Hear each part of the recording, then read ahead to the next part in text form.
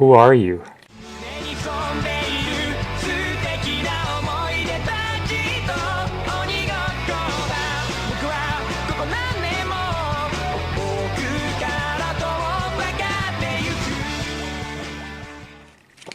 Hey everyone, this is Dungeon RPG. This is a little piece of time capsule that I just dug out from my drawer from winter 2003. That's 14, almost 15 years ago. This was Nintendo's video game hardware and software catalog from back then. Back then, I think I was 15, 16 years old, working at McDonald's inside a Walmart, and this was what they had on their shelf. So it says free, take one, so I just grabbed one. If you were already into video games back then, you probably know that it was right smack in the middle of the 6th console and handheld generation. Right when Nintendo introduced their Game Boy SP and GameCube was their main console. This was before the advent of Sony PSP, so Nintendo was the only handheld video gaming in existence back then. And of course, that's way before the times of smartphones or even phones that had a display. And there's a beautiful Onyx Nintendo GameCube, which I never had. Some of the upcoming games. I think for most people back then, they probably had the indigo color of GameCube. And the Wavebird wireless rumble controller is so elusive. And the Game Boy Advance line.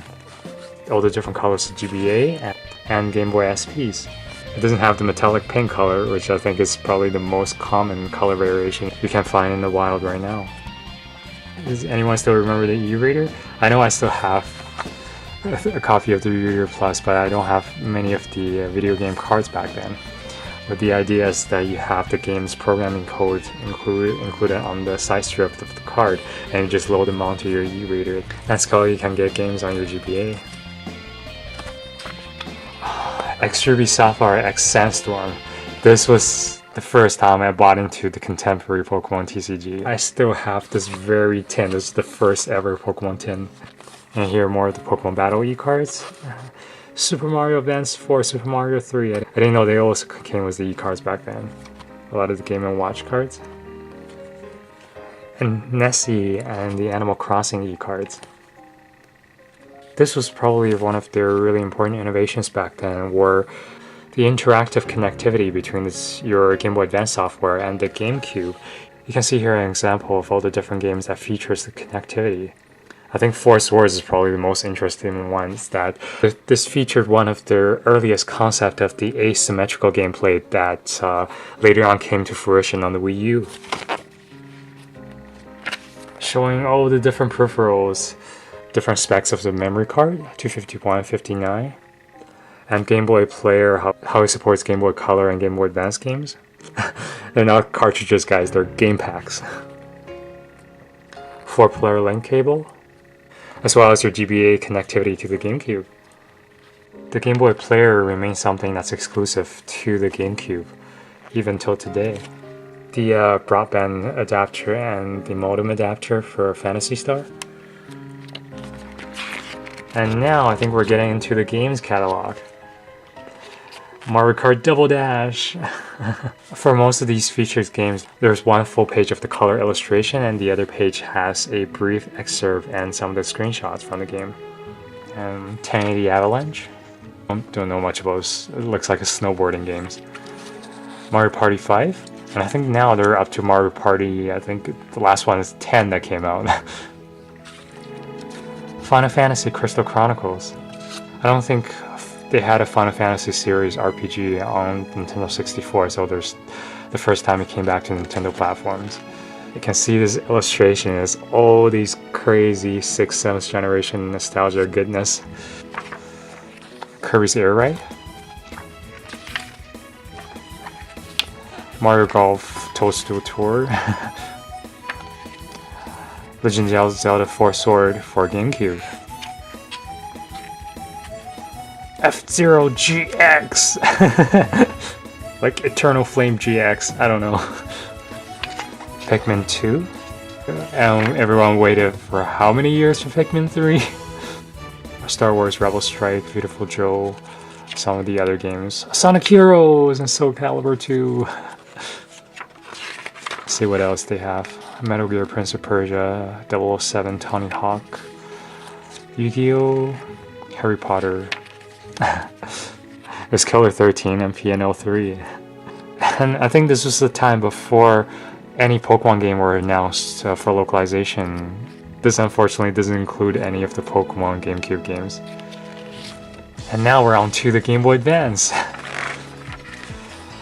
And got Super Mario 3 on the GBA, which is Super Mario Advance 4.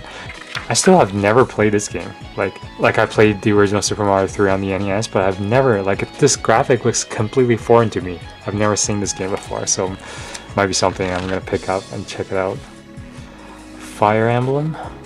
This was, I think, Fire Emblem 6 or 7, but this is the first time it ever came out in English. So you can see here, I think that's Roy and that's Lynn. Mario and Luigi Superstar Saga. I remember back then I was in grade 12 calculus class. One of my friends just was playing this under his textbook for the entire semester. He actually beat this game though, but yeah, it must have been such a captivating game for you to be playing this in calculus class. It's been a long time since they had a Super Mario RPG, so. Final Fantasy Tactics Advance. This is one of the all-time favorite games for me, and I remember playing this on the Visual Boy emulator. I played this in high school, in university, and grad school. This is the game that I just kept going back to, play time and time again. Just the fact that with all the non-story battle, you're earning the APs to master all the skills and building your character is just so fulfilling and satisfying. One of the best tactic games ever. Metroid Zero Mission. Sword of Mana. This was Shinyaku Seiken Densetsu in Japan, a remake of the original, what they called here Final Fantasy Adventure, but that was the first Mana series game. I also loved this game so much back then too. Top Gear. Hamtaro, Banjo-Kazooie. Oh, I never knew there was a Banjo-Kazooie game on GBA. I don't know if this is its own game or a remake of one of the first Banjo-Kazooie. Prince of Persia, Dragon Ball Z Taiketsu. This was such a horrible game. Just to cash in on the franchise because Dragon Ball Z was the thing back then. But yeah, this game is totally just terrible. Yu-Gi-Oh! Sacred Cards. This was Yu-Gi-Oh! Duel Monsters 7. Battle City Legend. I think this is the first time they made an RPG out of Yu-Gi-Oh! Card Battle too. It's a really interesting game. This is known as the 2002 or 2003 TMNT. Really good game. Boktai! Sonic Pinball. Lion King. This was when I first noticed there was a lot of what people now would call cartoon cash-in, movie cash-in, shovelware games back then. There were all these identical platformers based on what was the movie of the year. They're pretty much all really bland and uninteresting. Digimon Battle Spirit 2, Power Rangers Ninja Storm, that was Onimusha Tactics, Harvest Moon, Friends of Mineral Town. Does anyone still remember these games? Oh, they're so good back then. And of course, on the back cover, Who Are You?